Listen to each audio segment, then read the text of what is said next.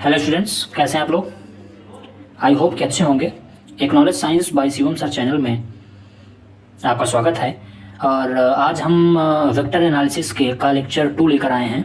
और इस लेक्चर में हम लोग डिस्कस कुछ ऐसी यूनिक ट्रिक्स के विषय में देखेंगे, चर्चा करेंगे, जो कि पूरे यूट्यूब पर और पूरे गूगल पर मेरे मेरे हर वीडियो में ये बातें रिपीट होती रहेंगी, क्योंकि इन्हीं यूनिक कॉन्सेप्ट्स के लिए ही तो ये चैनल बनाया गया है। इसका उद्देश्य ही है कि ऐसी चीज़ें लाई जाएं कि गूगल और यूट्यूब भी सोचने पर मजबूर हो जाए कि नहीं, अब हमें अपने ऐप्स को और मॉडिफाई करना चाहिए। हाँ, तो चलिए देखते हैं। आप टाइम लॉस ना करते हुए सीधे देखते हैं कि अब हम देखेंगे कि दो अदिश या दो सदिश राशियों को पहचानेंगे कैसे। तो एक्चुअली ये ट्रिक जरूर लिखा हुआ है, यहाँ ट्रिक लिखा हुआ है। एक्चुअली ये ट्रिक नहीं है, मतलब ये विथ एक ट्रिक होती है कि जैसे आपको यूट्यूब पर कई चीज़ के ढेर सारे ट्रिक्स मिलती रहती हैं, पता नहीं वो क्या क्या अपना वर्ड मिला के बना देते हैं इंटरेस्टिंग आपको करने के लिए, पता नहीं फालतू फालतू का अपना बना देते हैं।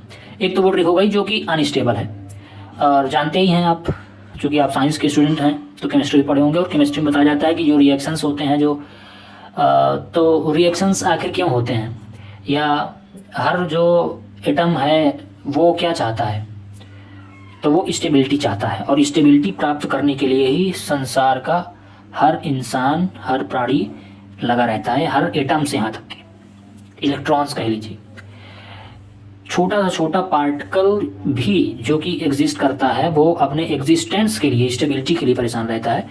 तो आइए देखते हैं कि आखिर इनका क्या कॉन्सेप्ट है। और ये ट्रिक ऐसी है कि मतलब विथ कॉन्सेप्ट ट्रिक है। इनको जो अच्छे टीचर्स हैं और जो यूनिवर्सिटीज़ के प्रोफेसर्स हैं वो इनका यूज़ करते हैं। नॉर्मल टीचर्स इसका यूज़ भी नहीं करते, ना कि नॉर्मल स्टूडेंट्स को पता भी रहता है। क्योंकि इसीलिए मैं बोला ना कि यूट्यूब पर ये मिल जाए, ये मुझे लगता है कि बहुत बड़ी बात होगी, और शायद मिलेगा नहीं, जहाँ तक मेरा अंदाजा है। और गूगल भी इस तरह से ये समझ नहीं पाएगा, गूगल इसको शायद होगा ही नहीं गूगल में ये ट्रिक्स। तो आइए देखते हैं। तो यहाँ पर देखना ये है कि अगर दो अदिश राशियाँ हैं या दो सदिश राशियाँ हैं तो उनको पहचानेंगे कैसे। जब दो अदिश राशियाँ या दो सदिश राशि हो जाए तब की बात हो रही है। और सिंगल कैसे पहचाना हो तो लेक्चर 1 में हम बताया ही है। उसमें डायमेंशन मतलब मैग्नीट्यूड होना चाहिए, और मैग्नीट्यूड का मतलब कोई नंबर हो जाए, और उसमें डायमेंशन का मतलब डायरेक्शन का कोई मतलब नहीं होता है, और साथ ही साथ कोई यूनिट हो जाए। यानी दो चीज़ हमने बताया था, तो वो आप लेक्चर देख लेंगे तो समझ में आ जाएगा। फिलहाल यहाँ देखते हैं कि पहली ट्रिक तो ये है कि मान लीजिए आपके पास दो अदिश राशियाँ हैं, ठीक है, दो अदिश राशियाँ हैं। पहले इसको देख लीजिए, दूसरे नंबर वाले को।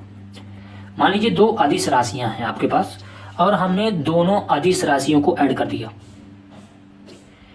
आप थोड़ा समझने के लिए ऐसे ट्रीट करिएगा कि कोई दो भाई हैं, एक का नाम अदिश है और एक का नाम सदिश है। यानी एक का नाम स्केलर है और एक का नाम वेक्टर है। और वेक्टर सदिश यानी सदिश यानी विथ दिशा, सदिश यानी विथ दिशा, विथ डायरेक्शन। तो जिसकी डायरेक्शन सही है, जो डायरेक्शन के साथ चल रहा है, उस इंसान को अच्छा माना जाएगा। और अदिश यानी विदाउट डायरेक्शन, उस इंसान को अच्छा नहीं माना जाएगा। तो अभी इसका मैं इसको क्यों ऐसा कह रहा हूँ अच्छा इंसान को लेकर के, अभी ये समझ में आएगा। जब अदिश और सदिश एक साथ आएंगे तो किसको प्रेफरेंस देंगे, वहाँ ये यूज आएगा कि जो अच्छा इंसान रहता है हमेशा उसकी बात को वैल्यू दी जाती है ना।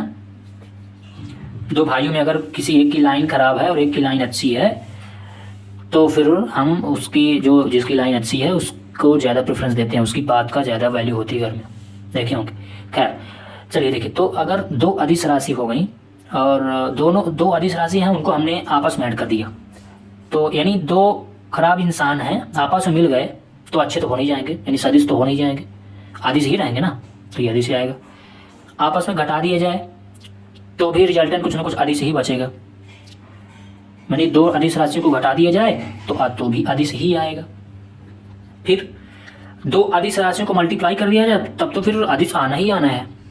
दो खराब व्यक्तियों को मल्टीप्लाई कर दिया जाए तब तो फिर वो तो खराब रहेगा ही, उसमें दो रहने। तो ये अदिश आ गया। फिर इसमें है कि सदिश अगर अब देखिए एक इसको देख लीजिए, डिवाइड को देख लीजिए, हमने क्या देख लिया, प्लस माइनस मल्टीप्लाई। अब डिवाइड, अगर दो अदिश राशि उनको डिवाइड भी कर दिया जाए तो भी वो अदिश ही रहेगा, ठीक है। यानी ओवरऑल अगर अदिश और अदिश है तो हमेशा अदिश ही आएगा, ध्यान दीजिएगा। इसी तरह से जब दो अच्छे इंसान मिले यानी सदिश प्लस सदिश मिले तो भी सदिश ही आएगा, दोनों को माइनस करेंगे सदिश माइनस सदिश तो भी सदिश ही आएगा।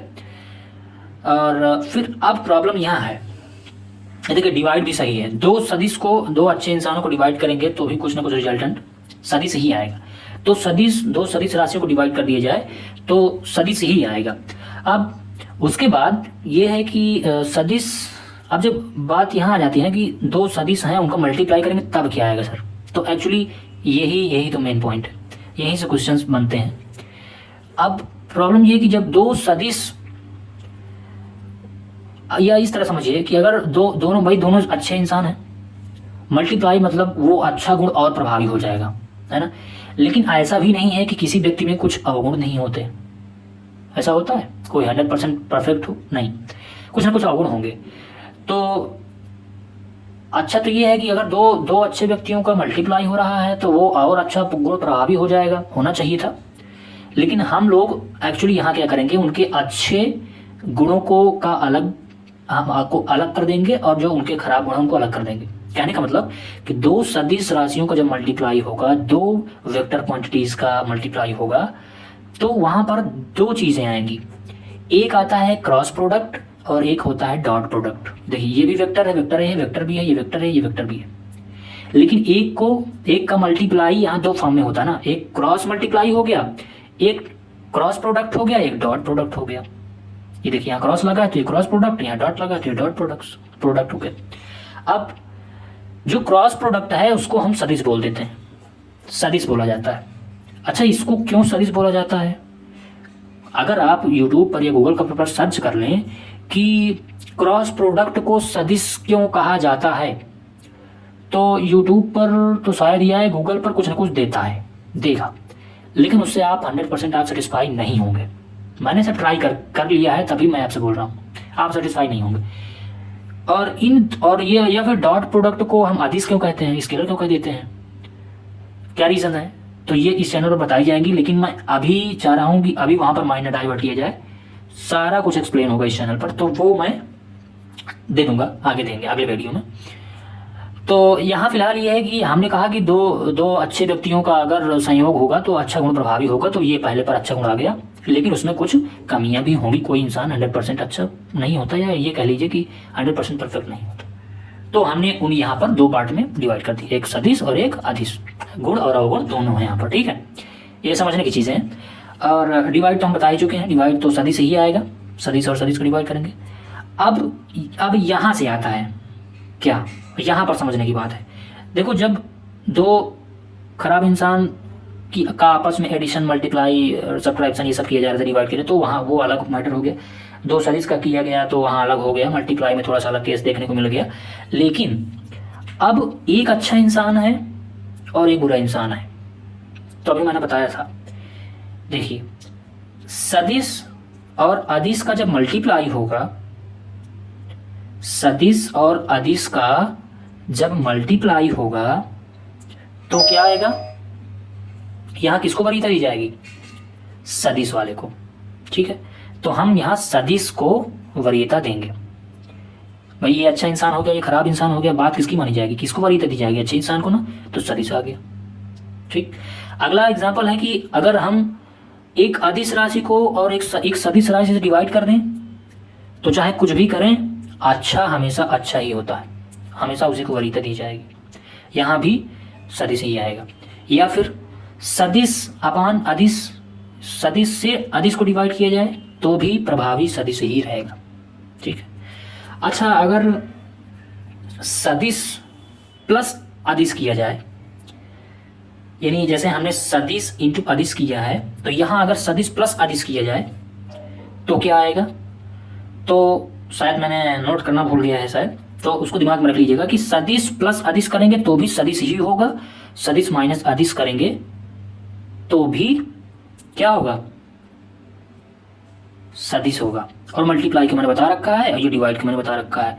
तो प्लस और माइनस में भी आप नोट कर लीजिएगा कि सदिश प्लस अदिश क्या होगा, सदिश, यानी स्केलर प्लस वेक्टर क्या होगा, वेक्टर, और स्केलर माइनस वेक्टर क्या होगा, वो भी वेक्टर होगा। चाहे यहाँ नोट कर लीजिएगा कि सदिश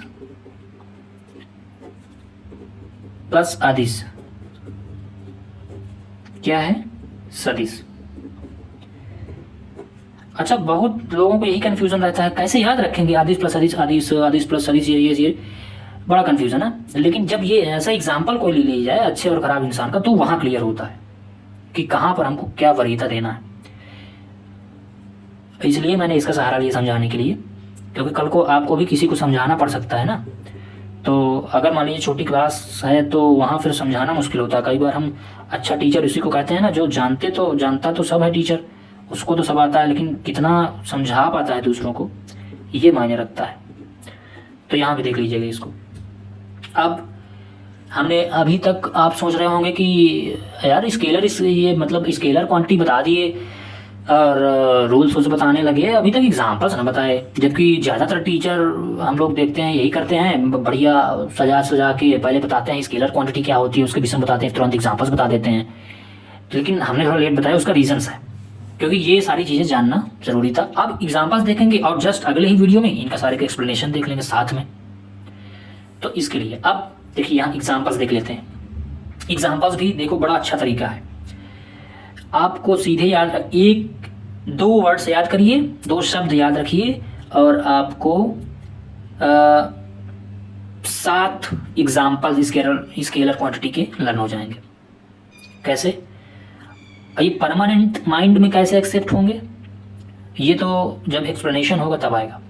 इस वीडियो में एग्जाम्पल देख लीजिए। तो पहला एग्जाम्पल ये है मूल राशियां, क्या, फंडामेंटल क्वांटिटीज, यानी फंडामेंटल क्वांटिटीज, सारी फंडामेंटल क्वांटिटीज, और कितनी होती हैं ये तो जानते ही होंगे, क्लास 9 में बताया जाता है कि 7 होती हैं फंडामेंटल क्वांटिटीज। कितनी होती हैं, 7। कौन कौन सी, length, mass, time, temperature, electric current, light intensity और ये पदार्थ की मात्रा, यानी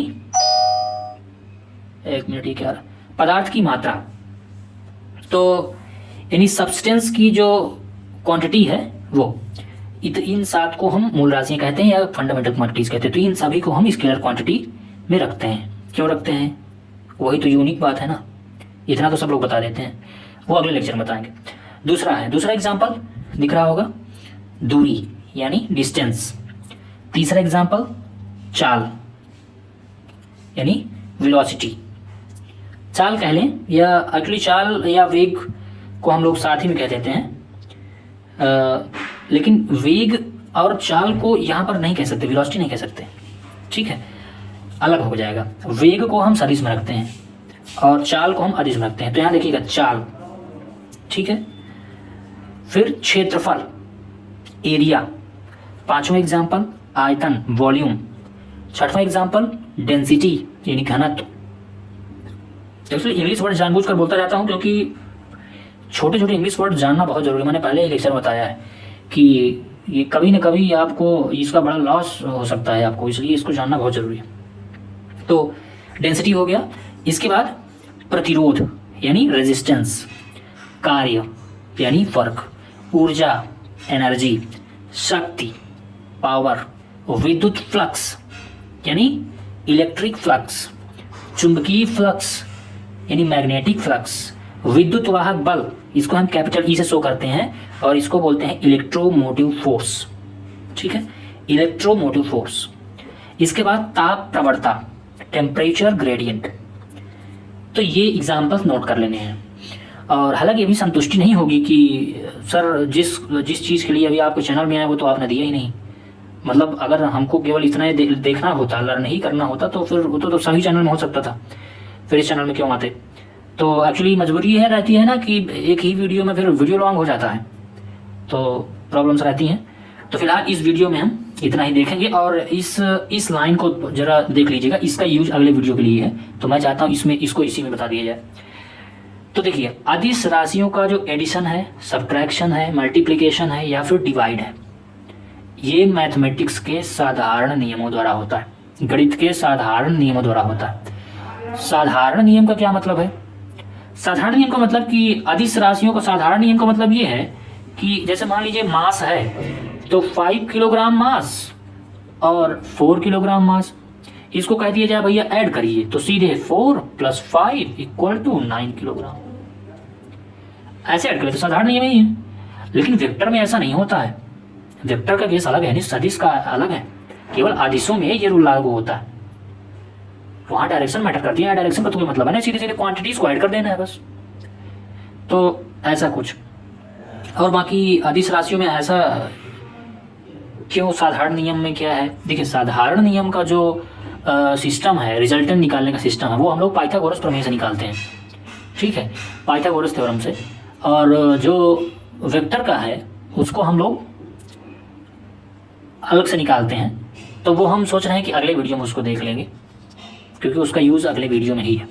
यहाँ तक रखते हैं और यही उम्मीद है कि चीज़ों को अच्छे से समझें और कुछ यूनिक चीज़ प्राप्त करने की कोशिश करें। और ये बहुत ही इम्पोर्टेंट चैप्टर है, और मुझे लगता है आप एग्ज़ाम पर कोई भी एग्ज़ाम का पेपर उठाएंगे, अगर साइंस आती है उसमें फिज़िक्स आती है तो कभी ना कभी घुमा करके ही पूछा होगा, लेकिन स्केलर और वेक्टर क्वांटिटीज से क्वेश्चन जरूर पूछा होगा। उसका रीज़न होता है, एक्चुअली इसका विस्तार है, और हर चीज़ का एक्सप्लेनेशन मिल जाए ये संभव नहीं है। संभव है केवल एक knowledge science by Shivam sir channel में संभव है, इसके अलावा संभव नहीं है। तो मजबूरी ये होती है ना कि जब संभव नहीं तो एग्जामिनर भी जानता है कि सब चीज़ें तो दिमाग में रहेंगी नहीं, माइंड में, इनको पक्का कन्फ्यूज़न होगा स्केलर और वेक्टर में, और बहुत होगा स्केलर वेक्टर क्लियर हो जाएगा तो टेंसर क्वांटिटी में कन्फ्यूज़न हो जाएगा। टेंसर मतलब प्रदिश, यानी वो उसका मैंने बताया था जहाँ वो वेक्टर का भी यूज़ कर सकती है, काम कर सकती है, और स्केलर का भी, तो डिसाइड कैसे करेंगे? तो उसके लिए पेशेंस रखिए, उसके लिए भी बताया जाएगा कैसे वहाँ डिसाइड किया जाता है, और वो भी ज़्यादा यूट्यूब चैनल पर मिलेगी नहीं। हाँ, तो चलिए आज के लिए इतना ही रखते हैं। आप लोग अच्छे से मेहनत करिए, पढ़िए, ये स्क्रीनशॉट या वीडियो को पॉज करके यहाँ से ये सारा कुछ